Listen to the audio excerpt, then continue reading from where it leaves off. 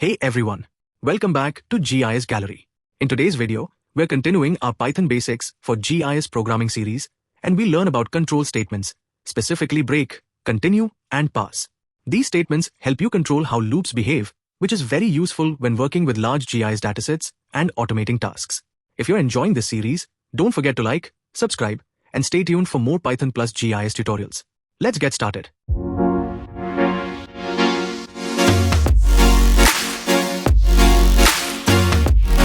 Control statements. Okay, the control statements are some statements that are used to control how the program is going on. Okay,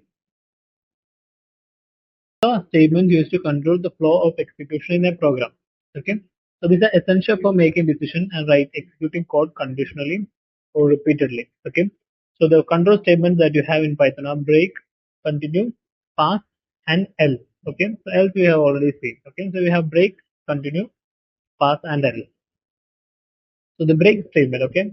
So the break statement is used to exit the nearest enclosing loop immediately. Okay.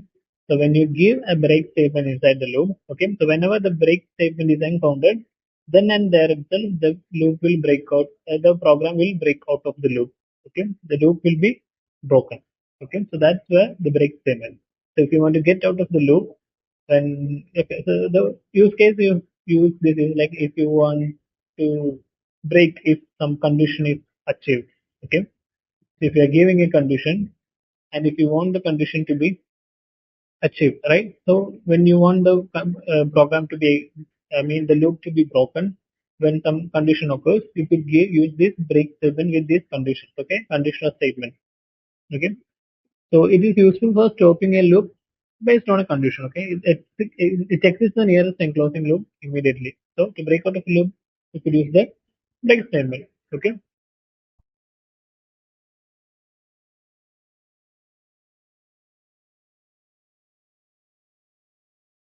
So, for example, like in this loop here, right?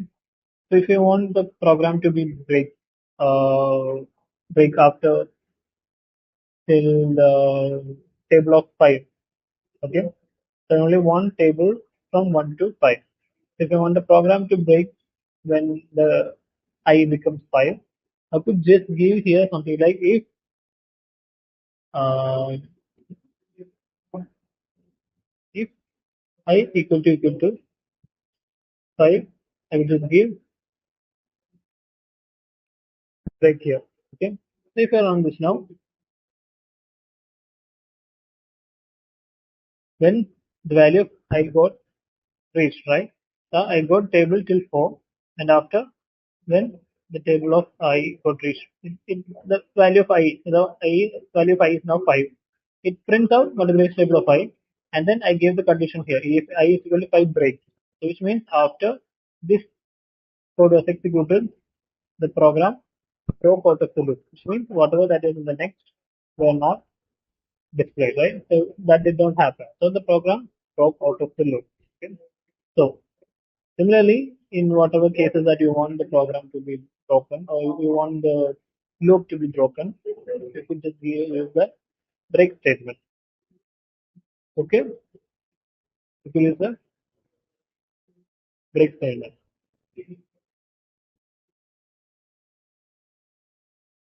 Similarly, you also got the continue statement. Okay, so what does continue statement do? It gives the rest of the code inside the current range and just in iteration. Okay. So if in case you don't want the program to be or you want the loop, you don't want the loop to break completely, but you just want the to skip the current iteration. So current iteration means the step by step iteration that you're doing, right?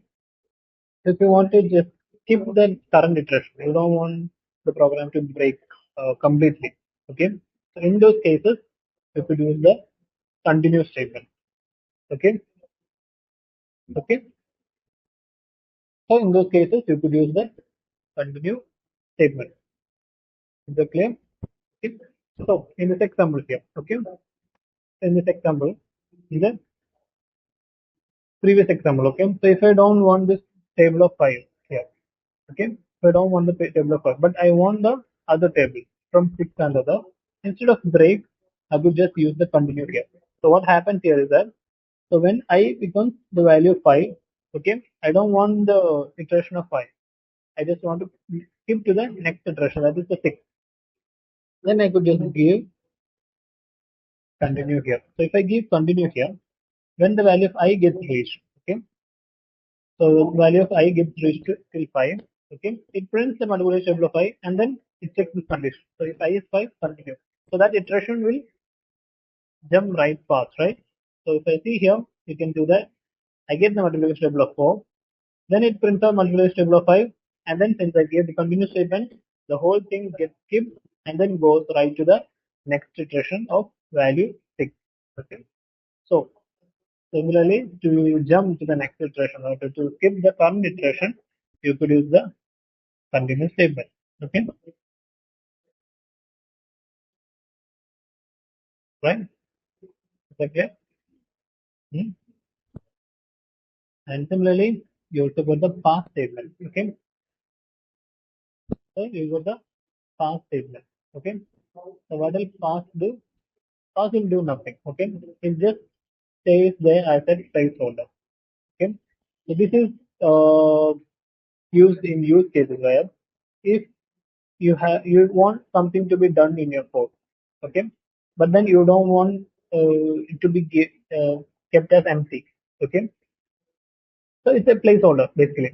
So you don't have a plan about what to do in your program at the current moment, but you don't want to do something there in the future, okay, but you don't want to leave it there empty because leaving it empty will be giving you an error, okay, so leaving it empty will give you an error. So you don't want it to be left empty, but you want that something to keep check of what you want to do in the next. So those times you could use the past state. Okay? So it does nothing acts as a placeholder. Okay? So it is useful in places where code is syntactically required, but you don't want any code run. Okay? So for example, something like in the same example here. Okay?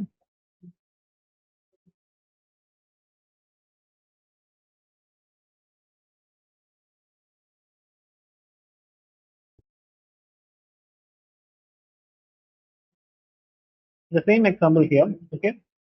So when the value of I gets 5, I want to do something, okay, but I don't have an idea of what to do here, okay, but I can't keep it like empty, okay. So if I can keep it empty, you can see it will show me an error, okay.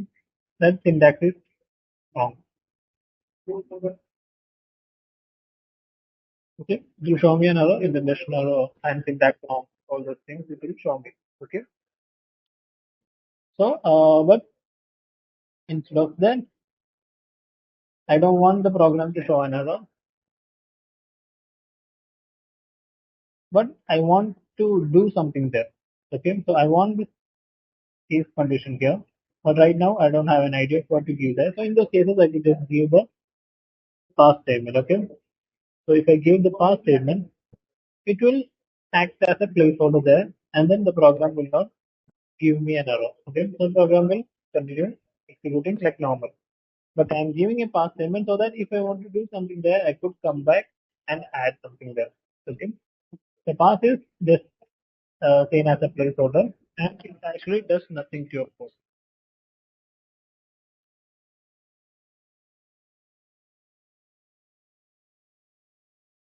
Okay. And then you got the other control statement, that is else. So else block you can add with your loops, so that if the loop completes normally, the else block will be executed. Okay. But if in case it encountered some problems, like if it was given a break statement, okay, which means the loop, there was some interruption in the loop. So in those cases, the else block will not be executed. Okay. So the else block will only be executed if the program completed without interruption. Okay. So this can be used to indicate that a loop completed without interruption. So just like in the example that I gave before, you could use loops with else statement to show that the program ran without any interruption. Okay. So those are the control statements that you have. Okay, so you have the else, you have the pass, you have the continue and break. So break statement breaks out of the loop. Continue statement skips to the next iteration, skips the current iteration. Pass statement just acts as a placeholder, and else can be used to indicate a loop completed without interruption. Okay, so those are your conditional and looping statements. Okay. So